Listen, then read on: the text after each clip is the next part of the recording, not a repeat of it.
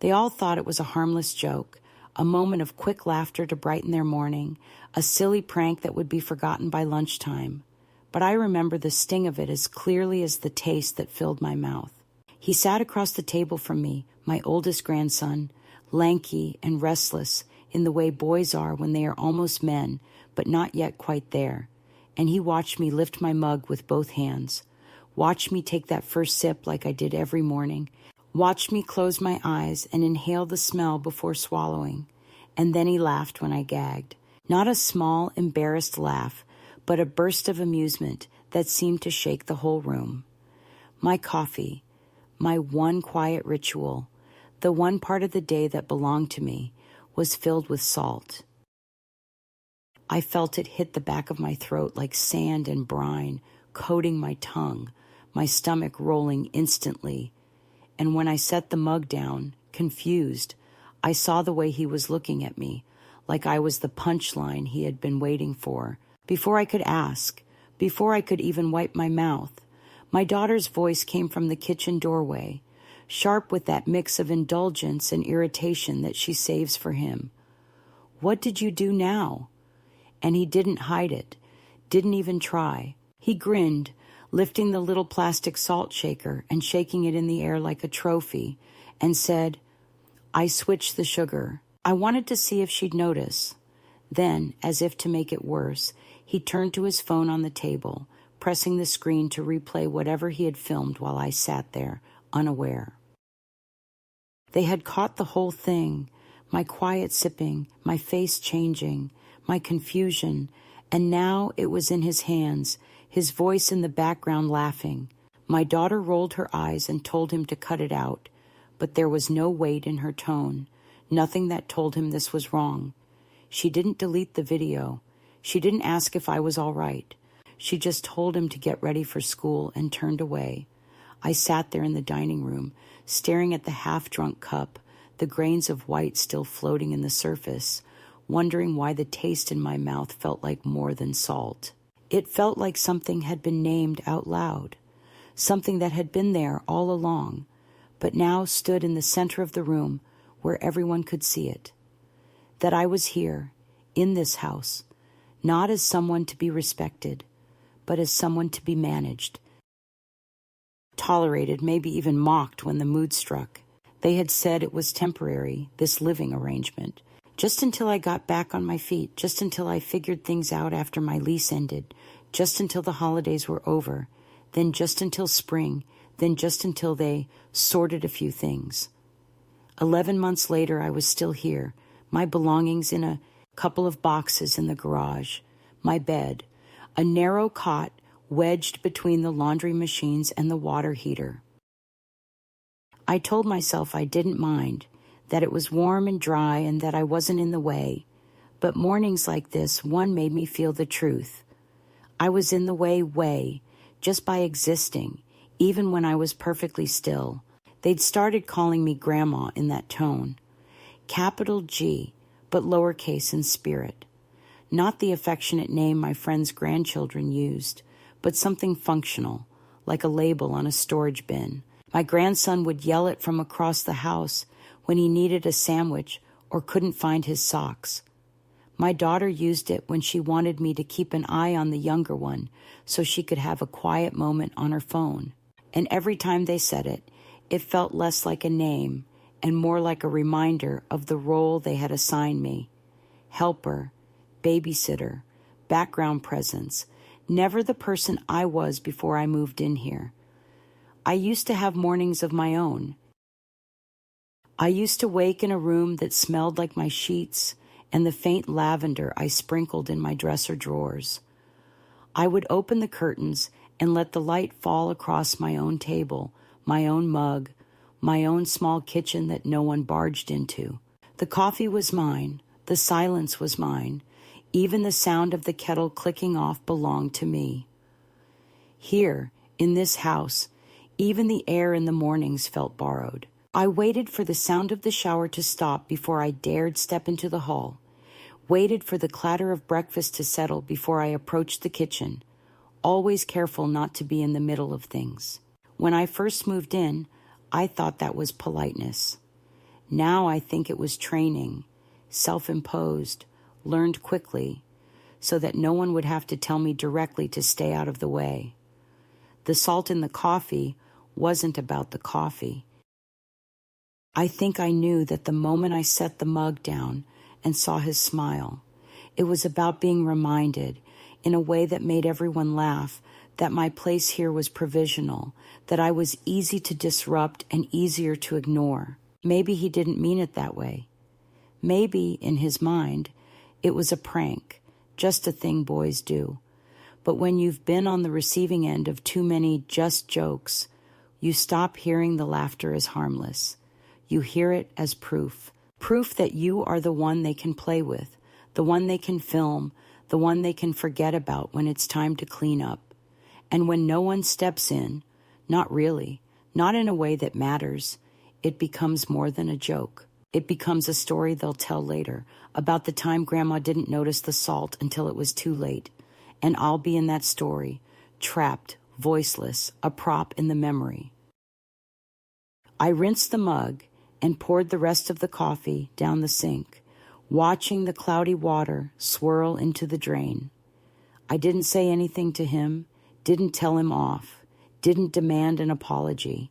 Part of me wanted to, but another part, the part that had been keeping me quiet for months, knew it wouldn't change anything.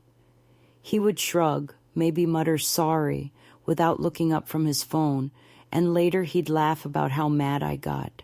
So I swallowed the words, along with the last taste of salt on my tongue, and went back to my corner of the house. I closed the thin curtain that hung across the laundry alcove like a pretend wall, and sat on the cot, my hands resting in my lap. The machines hummed beside me, the dryer door rattling slightly with each turn, a sound I'd grown used to as the backdrop of my nights. I stared at the little plastic crate where I kept my things, folded sweaters, a paperback novel, the jar of instant coffee I bought with my own money. I thought about how many mornings had started here, how many days I had ended without being asked once how I was, and how each one made it harder to remember that I used to be someone who had a life outside of these walls. It would have been easy to cry. I think that's what they might have expected if they'd thought about it at all, that I would retreat to my corner and have a small private moment of hurt, then come out again, smiling as if nothing had happened. But there were no tears, just a kind of clarity, a thin, sharp edge running through my thoughts, telling me that something had shifted. I couldn't have said then what it meant or where it would lead, only that the taste of salt in my mouth was not going to fade as quickly as they assumed. Some things stay with you, not because of their size, but because they land exactly on the spot that was already sore. And when that happens, when the laughter dies down and everyone moves on except you start to wonder, not if you can endure it, but why you should. The morning after the salt incident, I tried to hold on to some semblance of normalcy, though I knew deep down that the balance in this house had already begun to tilt, shifting like the uneven floorboards beneath my feet, betraying cracks I hadn't dared to see before. I made my coffee with my usual care, measured the powder with the spoon I had kept since my husband died, watching the little whirlpool of granules dissolve in the water, filling the kitchen with the faint, comforting smell that had always meant something safe. I sat down at the small table squeezed between the refrigerator and the laundry basket, my hands wrapped around the warm mug, feeling its heat seep into my fingers, and for a moment I let myself pretend that this was still my home, that I belonged here, that the walls held memories that included me. But the silence was different that day, heavier, brittle, like the house was holding its breath, waiting for something to break. I heard the front door open and close, the patter of footsteps, too loud, too hurried, coming down the hall, and I looked up just in time to see my grandson come around the corner, earbuds dangling from his neck, a sly grin playing on his lips. He held the phone in one hand, the screen lit up, and he didn't bother to hide what he was about to do. I knew before he said a word, before the glint in his eyes became clear. He was about to humiliate me again, and this time he was going to make sure everyone could see it. He took a sip of the coffee I had just poured, deliberately pretending to enjoy the taste. Then suddenly, with a quick movement, he lifted his phone and pressed record, pointing it at me. "Hey, Grandma, remember yesterday? Salt in the coffee? Well, watch this." He laughed, a harsh sound that echoed off the empty walls, and before I could protest or even look away, he poured a whole packet of salt into my fresh mug, making it glisten unnaturally in the morning light. The room filled with his laughter, the sound spreading to the kitchen where my daughter stood, arms crossed, watching without stepping in. The other grandchildren, scattered through the house, began to peek around corners or linger near the doorway, phones out, anticipating the moment they could share the next funny clip. It was a performance, a spectacle of me, the old woman, reduced to a joke for their entertainment, and the worst part wasn't the act itself, but the fact that no one stopped it, no one said, "Enough." Instead, my daughter smiled faintly and said, "Oh, come on, it's just a joke. Don't be so serious." Her voice was soft but firm, like a judge passing sentence without the chance of appeal. I took a breath and looked at the faces around me, feeling the weight of their amusement press down on my chest. I saw the casual cruelty in my grandson's eyes, the distracted tolerance in my daughter's, the eager curiosity of the younger children who had learned that laughing at Grandma was a game everyone played. My mouth went dry, my hands trembled slightly, but I held onto my seat, refusing to break in front of them.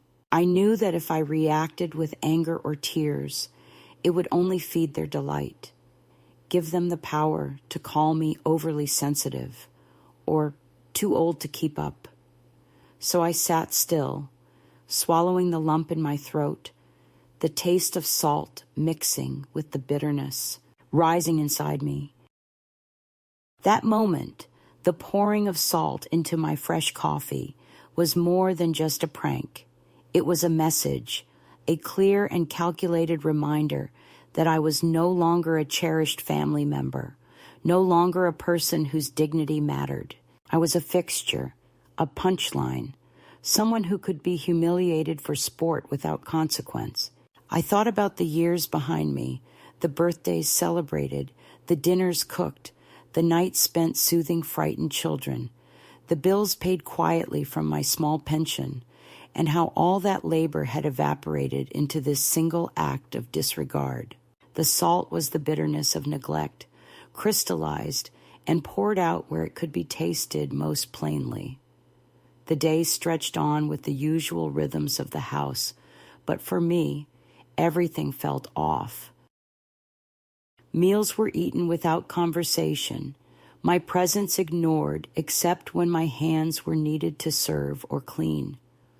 The house, once warm with laughter and chatter, felt colder, more fractured.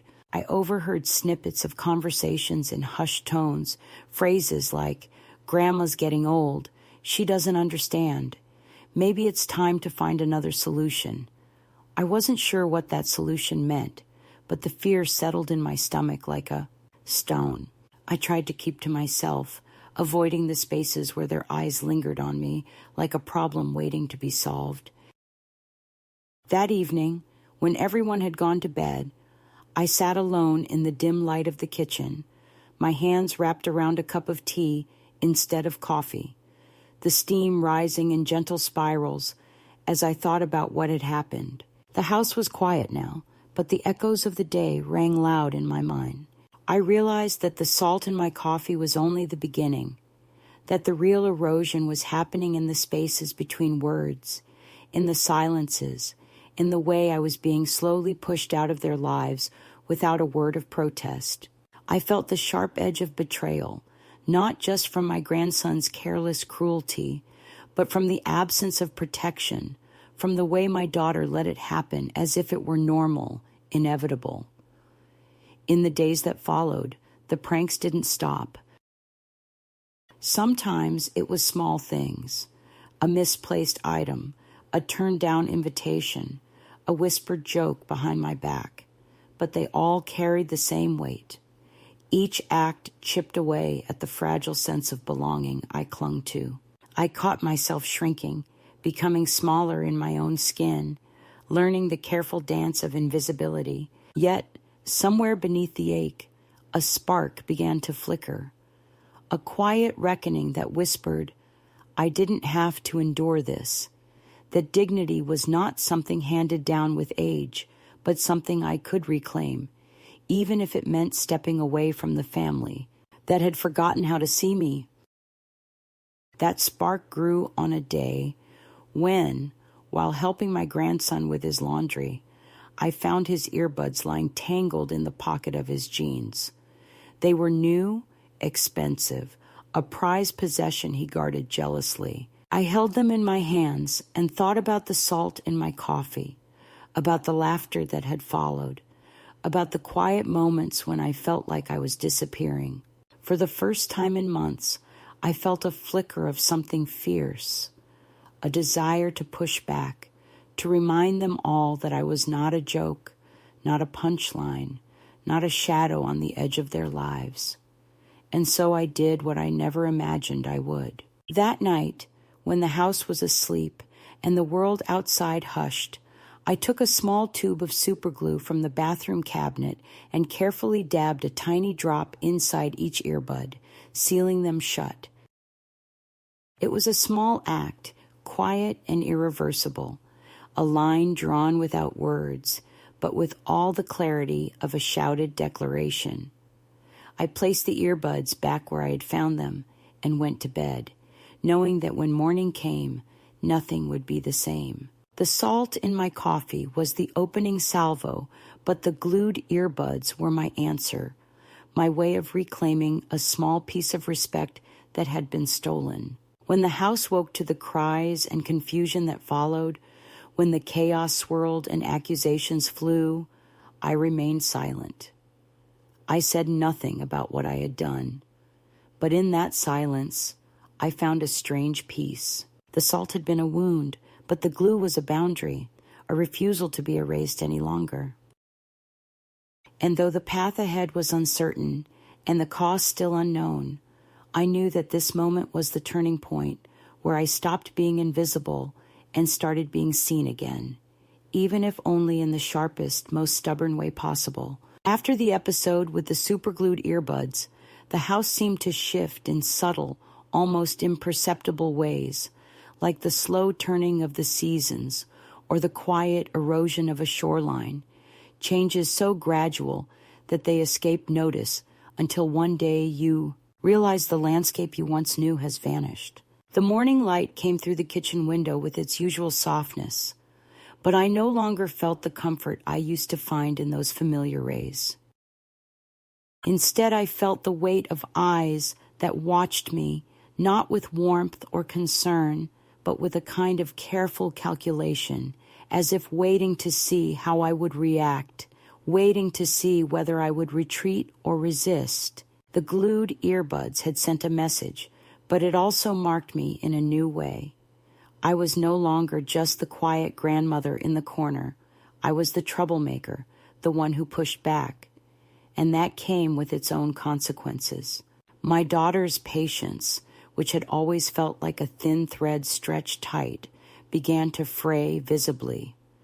At first, it was small things, a sigh when I asked for a cup of tea, a glance that lingered too long and held more blame than love. She started to micromanage my days more openly, reminding me of my limitations, suggesting I avoid certain rooms during family gatherings, insisting that I not engage with the grandchildren beyond supervised visits. The eldest boy, who had poured salt in my coffee and had his earbuds sabotaged in turn, grew colder, less inclined to even acknowledge my presence. The house became a place where I was there but not there, a ghost tethered by obligation but excluded from the warmth. Meals were the hardest.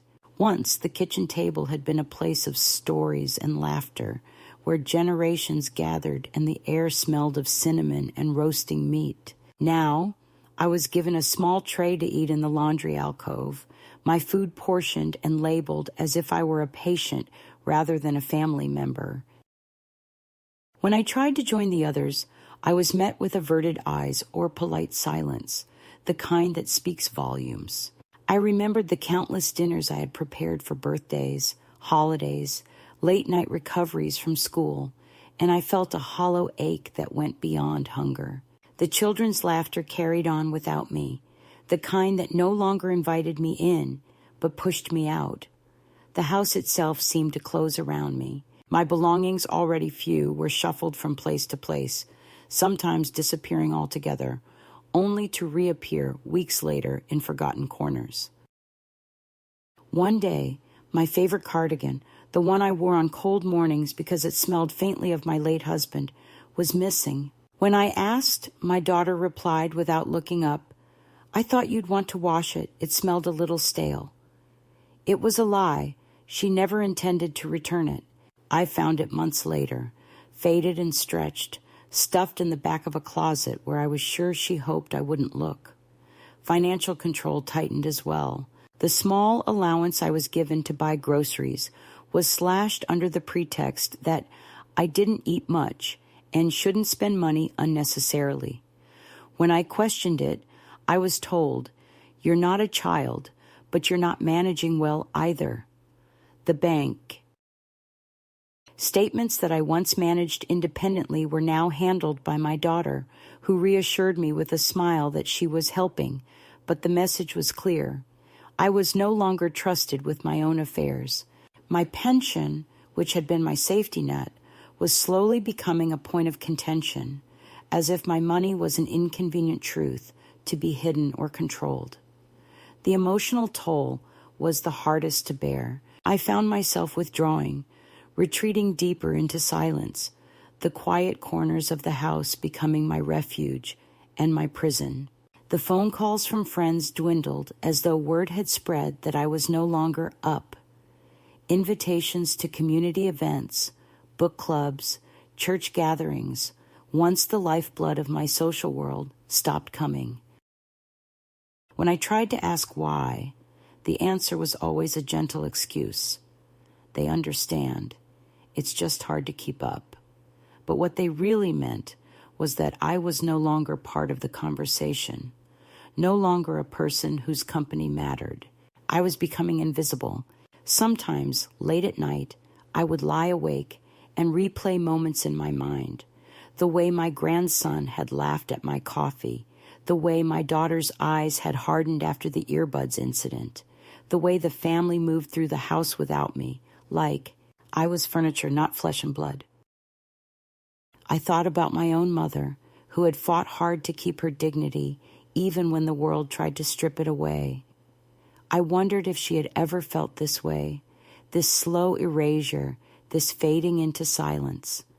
The memories were both balm and burden. They reminded me who I was and who I was becoming if I didn't find a way to stop the slide. But the turning point was quieter than I expected. It wasn't a grand confrontation or a dramatic outburst. It was a simple, everyday moment that crystallized the truth I had been avoiding. I was standing by the kitchen sink, rinsing a dish after dinner, when I overheard my daughter on the phone in the next room. She was speaking in a hushed, clipped tone, the kind people use when they don't want to be overheard, but can't quite hide the disdain. "She's getting harder to manage," I heard her say. "It's like she's losing it, but she's still stubborn. I'm thinking we need to look at some options, maybe a care facility. It's better for everyone." The word manage caught in my throat. I set the dish down with a clatter and stayed silent, my hands trembling, my heart pounding. I wasn't losing myself. I was being pushed away. That night, I sat in the dark, the house around me quiet except for the soft ticking of the clock. I thought about the life I had left behind, the choices I had made, the years I had poured into this family, and the years that were now folding over me like a shroud. The first step was the hardest to imagine, leaving. But that thought brought a strange relief, a glimmer of hope. If I stayed, I would become less and less until there was nothing left to recognize. If I left, I could begin to find myself again, even if it meant starting from nothing. I began to make plans in secret, small steps that no one would notice, but that felt like revolutions inside my chest. I called an old friend from my neighborhood who still lived alone, a woman who had once taught me to knit and who had always believed in second chances. I asked if she knew of any rooms for rent, places where an old woman could live quietly and with dignity. She gave me a number and promised to help. I started gathering my few possessions, choosing what to take and what to leave behind, each item a thread connecting me to a past that was slipping away, but that I was not yet ready to sever. At the same time, I reclaimed small acts of autonomy within the house that had grown so constrictive. I insisted on making my own coffee, even if it meant the mug sat unused by the others. I walked to the park alone in the afternoons, feeling the sun on my face, reminding myself that the world outside still existed, still held promise. I began to write in a notebook, scribbling memories, thoughts, plans, as if the ink could map a way out of the shadows. It was a slow, steady reclaiming of self, one that happened beneath the surface of their awareness. And through it all, the salt in the coffee and the glued earbuds echoed in my mind, markers of a boundary crossed and a boundary drawn. They were symbols of the erasure and the resistance, the pain and the fight. I was no longer willing to be invisible.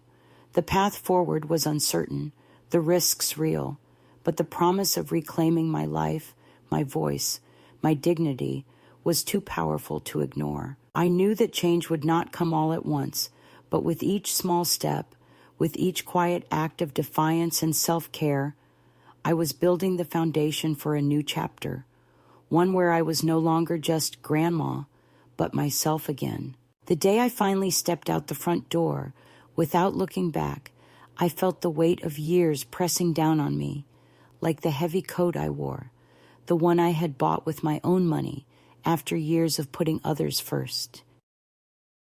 It was a simple navy blue, nothing fancy, but it felt like armor, solid, familiar, a reminder that I still had a right to choose for myself. The air was crisp, tinged with the first breath of autumn, and as I locked the door behind me, I realized I hadn't done this in a long time, left without a plan to return. My heart thrummed with a mixture of fear and a strange burgeoning hope that had been absent for too long. I wasn't running away, I told myself. I was walking towards something new, something I had forgotten I deserved. The taxi ride to the small boarding house where my friend had found me a room was quiet, the city blurring past the window in shades of gray and gold. The driver was an older man who recognized the look in my eyes, the mix of determination and weariness, and he didn't ask questions, just offered a small smile when I thanked him. I clutched my bag close, feeling the reassuring weight of my few possessions inside. The sweater my husband had knitted, a well-worn book of poetry, my journal, and the small jar of instant coffee that still reminded me of mornings before this life. When the cab pulled up to the faded brick building with its chipped paint and creaking sign, I felt a flicker of something I hadn't felt in months, possibility. Inside, the room was small but clean, with a narrow bed tucked into the corner, a small desk by the window, and a worn armchair that seemed to have been waiting for me. It smelled faintly of lavender and old books, and for the first time in a long time, I felt the space belonged to me. My friend Joyce met me at the door with a cigarette in one hand and a kind of gruff warmth that was both comforting and unfamiliar. She didn't ask why I'd come or what I was running from. She just nodded and said, "You're here now. That's what matters." Settling into this new life was harder than I expected. The routines I had known were gone, replaced by the rhythms of quiet independence and tentative trust. I found a small job at a local cafe, a place where the smell of coffee and toast filled the air, and where the regulars nodded to me with a kindness that felt strange but welcome. Each morning, I put on my navy coat and walked the few blocks to work, feeling the cool air on my face, the city's pulse beneath my feet. The work was honest and simple, and it gave me something I hadn't realized I'd lost, a purpose beyond being grandma or the problem. The people I met were different from those I had left behind, but in their differences, I found connection. Heather, the manager of the cafe, was quiet but steady, and she gave me a chance without questions, just the expectation that I would show up and do my best. Arthur, a regular customer, came in every day at the same time, his eyes kind and his stories about birds and the city's changing seasons, weaving a gentle thread of companionship through my days. These relationships were fragile and new, but they felt real in a way that I hadn't felt in years. Living in Joyce's house was an adjustment, too. The walls were thin, and the noises of the neighborhood crept in, the barking dogs, the late-night conversations, the creaking floorboards. But it was alive in a way my old home had stopped being. Joyce herself was a presence of contradictions, a woman who could grumble and swear, but also bake lemon squares and listen without judgment. We settled into a rhythm of shared meals, quiet evenings, and the slow building of trust that comes from simply being there for each other. But the real change was happening inside me. Each day, I peeled back the layers of silence and resignation I had wrapped around myself, finding parts of myself I thought had been lost forever. I read again, wrote in my journal, laughed softly at Arthur's jokes, and let the city's rhythms remind me that life still had a shape, a meaning beyond survival.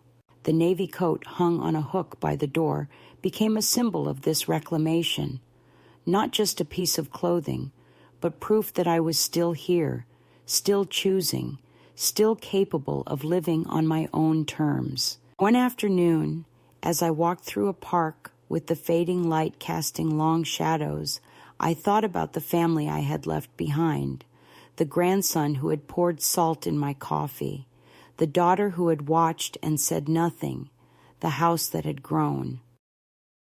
Colder with each passing day, I didn't feel anger as much as a quiet sorrow, a recognition that the ties that had once bound us had frayed beyond repair.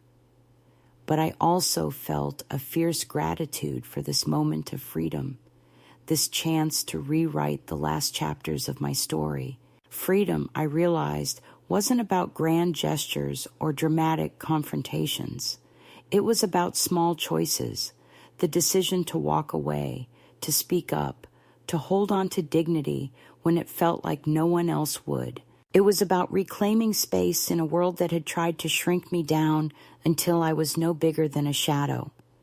And as the wind whispered through the trees and the city breathed around me, I knew that this was only the beginning. After weeks of carefully stitching together a new life from fragments of independence and small joys, the past returned with the force of a storm, shattering the fragile calm I had come to cherish and forcing me to face the ghosts I thought I had left behind.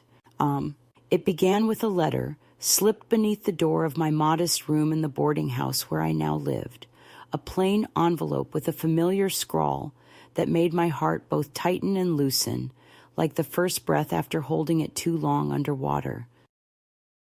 The name on the front was my grandson's, Kieran, the boy who had once poured salt in my coffee and whom I had only begun to understand through distance and quiet reflection. The letter was short, tentative, and full of the awkward warmth of someone reaching across a gulf they don't fully comprehend.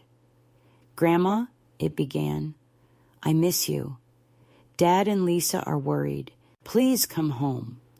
I held the paper in my hands, reading and rereading the few lines as if they contained a secret code, a map back to a place I wasn't sure I belonged anymore. The arrival of that letter opened a floodgate I hadn't expected. Calls followed, some from unknown numbers, others from voices I recognized but had long ceased to expect. My daughter's voice was strained and clipped, her words tinged with frustration, and a vague apology that never quite reached the edges of sincerity. "We're worried, Mom," she said. "You're hurting people, including yourself." My son's voice came next, cold and demanding, a litany of accusations thinly veiled as concern. "You're making a scene," he said. "You're tearing the family apart." I listened in silence, the phone heavy in my hand, the words washing over me like waves against a rocky shore, sometimes sharp and cutting, sometimes dull and relentless. I didn't respond. I wasn't ready to enter that storm again, but the letters and calls were only the beginning. Soon, a lawyer appeared, an official unyielding presence, who arrived at the boarding house under the guise of checking on my well-being, but whose questions felt like an interrogation. He spoke in careful, measured tones about next steps, legal guardianship, and the best interests of all parties involved, words that felt cold and clinical in the intimate space I had carved out for myself. I answered him calmly, firmly asserting my autonomy, my sound mind, and my right to live as I chose. Yet beneath the surface of those words lay a simmering tension, a battle being fought not in courtrooms, but in whispered conversations and veiled threats. The media soon caught wind of the story. A local newspaper ran an article about the missing grandmother, complete with a faded photo from a family gathering years ago, me, smiling politely, holding a pie dish, the warmth in the picture a stark contrast to the cold narrative beneath.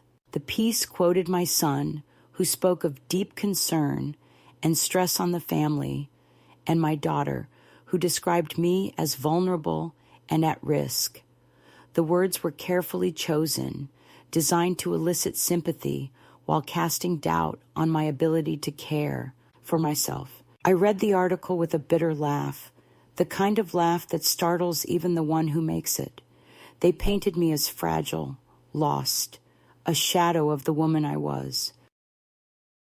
Yet they could not see the fierce flame still burning beneath the surface, the quiet strength that had carried me this far.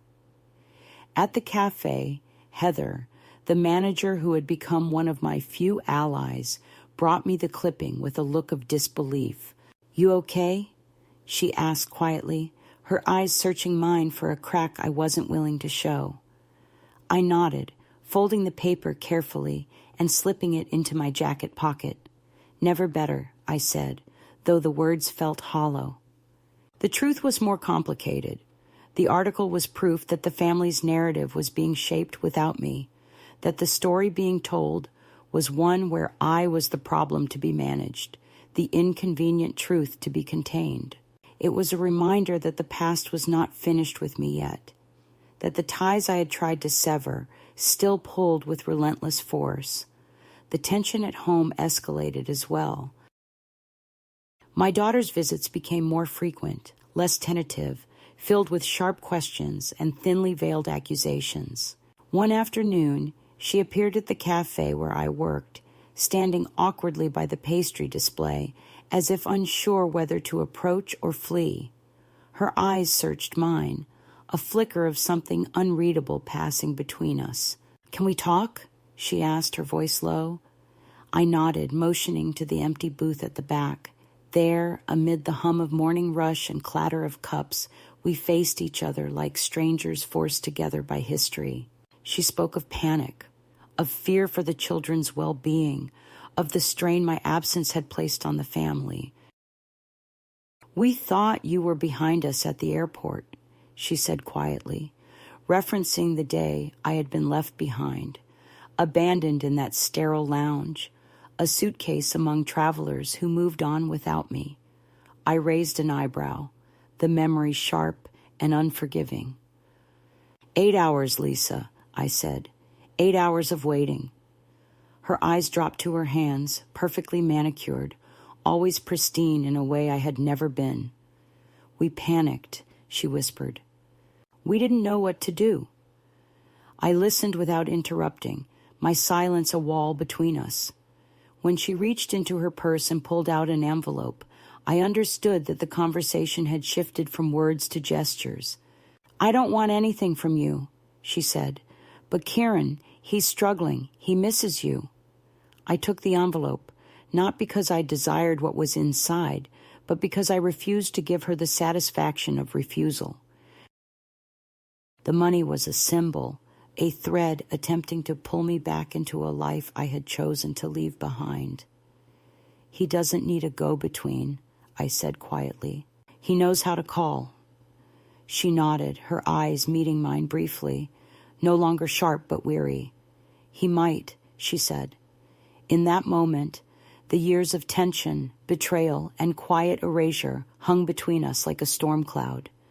Yet beneath the thunder there was something fragile, an admission that neither of us was entirely free, that the family we once were was tangled in expectations and disappointments too complex to unravel in a single conversation. I stood, leaving her with the weight of my words and the silence that followed. "I'm not your shadow, Lisa," I said as I walked away. "I'm my own person." The weeks that followed were a blur of legal letters, phone calls, and guarded meetings with social workers and lawyers. The house where I had once been a presence became a battleground for control and narrative. I refused to be the helpless woman they portrayed me to be. I hired a local attorney, a quiet but formidable woman who understood the nuances of my situation and stood firmly by my side. Letters went back and forth, each word carefully chosen, each sentence a declaration of my autonomy and refusal to be erased. Amid this turmoil, I found solace in unexpected places. Arthur, the regular at the cafe, brought small gifts, a hand-painted magnet shaped like a birdhouse, a simple gesture that spoke of quiet understanding and friendship without demands. Joyce, my landlady and companion, remained steady and unflinching, offering a refuge of normalcy and support. And slowly, amidst the chaos, I began to rebuild a sense of self that was no longer tethered to the judgments and expectations of a family that had never truly seen me. One evening, I wrote a letter, not to the family, but to Lisa, 3 simple lines, calm and clear. "I know what you did. I know what you didn't say. I'm not angry. I'm not coming back." I mailed it the next morning with a stamp bearing a finch, the small bird that sings even in the cold. I did not expect a response. Instead, life moved forward in quiet determination. And then, unexpectedly, Lisa showed up in the cafe one gray afternoon, standing stiffly by the pastry display. Our eyes met briefly, and in that moment I saw a woman worn thin by regret and fear. A woman who had tried to replace me, but found the shadow impossible to fill. She didn't stay long, leaving without finishing her coffee, leaving behind a silence heavier than any argument. That night, sitting on the porch with Joyce, wrapped in blankets against the chill, I felt the weight of the journey I had undertaken, the betrayals, the losses, the small victories, and knew that while the path ahead was uncertain, I had reclaimed something precious. I was no longer invisible. I was no longer a ghost in a family story. I was a woman who had chosen herself. The morning I sent that letter to the lawyer marked a turning point I had long awaited, but never fully dared to imagine. I sat at the small kitchen table in Joyce's modest home, the early light filtering through the curtains and casting a soft glow over the folded envelope in front of me. My hands trembled slightly as I sealed it, the weight of years of silence and compromise pressing down on me. This letter was different, not a plea, not an explanation, but a declaration. I was reclaiming my voice in a way that no one could ignore or dismiss. The words were simple and firm, written with the steady hand of someone who had finally seen the end of one journey and the beginning of another. To whom it may concern, there is no cause for further legal contact. I am of sound mind, in a safe environment, and not under duress. I have retained local legal counsel. Any further attempts to contact me under the guise of concern will be considered harassment. Sincerely, Martha Harlow. I folded the letter carefully and slipped it into the mailbox, the final act of a long-fought battle. In the days that followed, the silence from my family was deafening. No calls, no letters, no pleas for reconciliation. It was as if the letter had drawn a line so sharp and clear that they chose to retreat rather than cross it. I did not miss the calls or the accusations. Instead, I felt a strange lightness, a freedom that came from knowing I had set boundaries that would be respected. The house where I worked became my sanctuary, a place where I could breathe without the weight of judgment or expectation. Heather, the manager, handed me an apron embroidered with the words, "Not your grandma's kitchen," a small but meaningful gift that made me laugh louder than I had in months. Arthur continued his quiet visits, bringing stories and a warmth that settled around me like a comforting blanket. Yet, the most profound moment came not from others, but from within. One evening, as Joyce and I sat on the porch, wrapped in blankets against the chill of an early fall night, I reached into my pocket and pulled out a small card, the last piece of correspondence I had sent to my daughter. The 3 lines I had written were a balm and a boundary, a way to say goodbye without bitterness. Joyce sipped her wine and looked at me with eyes that held a mixture of admiration and understanding. "You're done," she said simply. "You stopped waiting." I nodded, feeling the truth of it settle deep inside me. For years I had waited, for recognition, for love, for a place where I belonged. Now I was done waiting. I was living. The weeks turned into months, and with each passing day, I built a life not defined by what I had lost, but by what I was creating. I baked lemon squares for the community potluck, a small act of generosity and connection that reminded me of the warmth of belonging. I attended trivia nights with Joyce, where I insisted on questions from before 1990, a way to claim my place in a world that often felt too fast and unfamiliar. I discovered the simple joy of a full day's work, the honest exhaustion of serving coffee and refilling cups, the smile of a stranger who appreciated the steady rhythm of routine. Then, unexpectedly, a letter arrived from Kieran. His handwriting was large and deliberate, the words tentative yet full of hope. "Grandma, I'm coming to Portland. I want to see you. I'm not bringing anyone. I just want to talk." I read the letter slowly, feeling a warmth spread through my chest that I hadn't realized I had been missing. The boy who had once been part of the family drama was now a man reaching out with quiet hands, asking for connection on his own terms. When Friday morning came, I dressed carefully, not for him, but for myself. My navy coat was clean and pressed, my hair brushed, and my lips painted with a color that made me feel alive. I didn't tell Joyce where I was going. She didn't ask. The Red Fern Motel was modest, its faded sign swinging gently in the breeze. I knocked once, and when the door opened, I was greeted by the same gentle eyes I remembered, the same awkward smile that spoke of uncertainty and hope.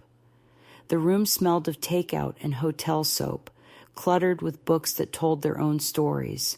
We sat together, not too close, not too far, the space between us filled with years of unspoken words and tentative understanding.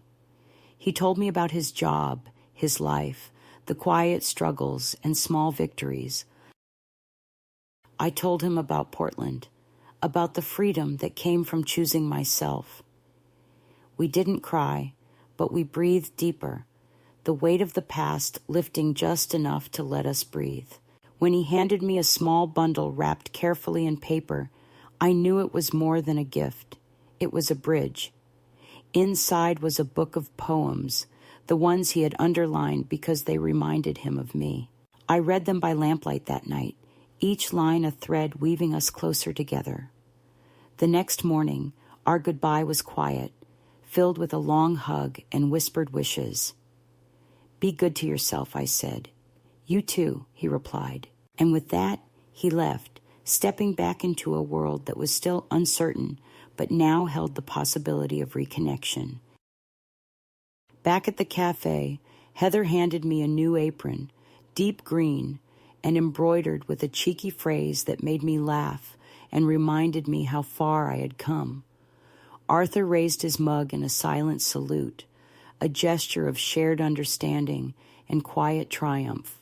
That evening, as I stood in the doorway of my room, the house smelled like garlic and warmth, and I felt the steady, comforting weight of belonging, not to a family defined by pain and control, but to a life I had chosen. Joyce called me to dinner, and as we ate quietly, I knew that this moment was more than an ending. It was a beginning, a reclaiming of self, a forging of new bonds, a testament to the strength found in choosing to live on one's own terms. They called me a parasite in the house I paid for. The words echoed in my mind, sharper than any knife, lingering long after the voices had faded into silence. I'm 82 now, living alone in a small apartment above a quiet street in Portland, a place I chose because it welcomed me without questions, without pasts to unravel or judgments to pass. The journey here was neither quick nor easy, but every step, every bitter sip of salted coffee, every quiet act of rebellion, every broken thread of family ties led me to this moment of stillness, this fragile peace. I often think about that house I left behind, the one where I was once called a troublemaker, a shadow, an inconvenience. I think about my grandson's laughter ringing in the kitchen as he poured salt into my coffee, about the silence that followed my retaliation, and about the long months when I was made invisible by those I once trusted most. But here, in this small room filled with the soft light of morning, with a cup of proper coffee warming my hands, I have learned what it means to be truly seen, not by a family defined by pain and resentment, but by myself. The walls are lined with books I've collected over the years, each one a testament to stories I still hunger for, to voices that remind me I am not alone in my struggle. The scent of lavender drifts softly from a sachet I keep tucked in the dresser, a memory of a garden I once tended with loving hands. I have planted new roots here, fragile but growing, in soil that feels like forgiveness, not just from others, but from myself. Letters from my granddaughter arrive now and then, the youngest one, who somehow saw past the cracks and whispered words of apology I never heard before. Her handwriting is shaky but sincere, filled with questions about my life, about the stories I used to tell, and about the memories we lost along the way. I treasure those letters like rare blooms, proof that even in the darkest winters something beautiful can grow. I have not answered them yet. Sometimes I hold the pen in my fingers, ready to write back, and sometimes I simply read and fold the paper, letting the words sink in slowly. I think about the navy coat I bought on a whim, the one I wore the day I left, and that became my armor. It hangs now by the door, worn but proud, a symbol of a moment when I chose to step away from the bitterness and into the unknown. That coat carries the weight of my decision to reclaim my dignity, to refuse the role others wrote for me, and to carve out a space where I am more than the sum of their neglect. Some days, when the wind is sharp and the sky heavy, I wrap myself in it and feel the strength of all the women who came before me, who fought their own battles with quiet courage and fierce hearts. I have come to understand that freedom is not always loud or dramatic. Sometimes it is the soft turning of a key in a lock, the gentle closing of a door behind you, the quiet breath taken before stepping into a room that is yours alone.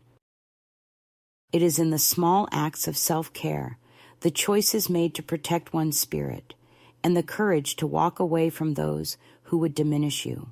I wish I could tell the younger women who feel invisible, who carry the weight of betrayal and rejection, that it is not their burden to bear forever, that their stories are not finished until they say so, and that sometimes the greatest act of love is the love you give yourself. The past will always be a part of me, like the lines etched on my face or the scars beneath my skin, but it no longer defines the woman I see in the mirror each morning. That woman is stronger, quieter, and unshakably determined.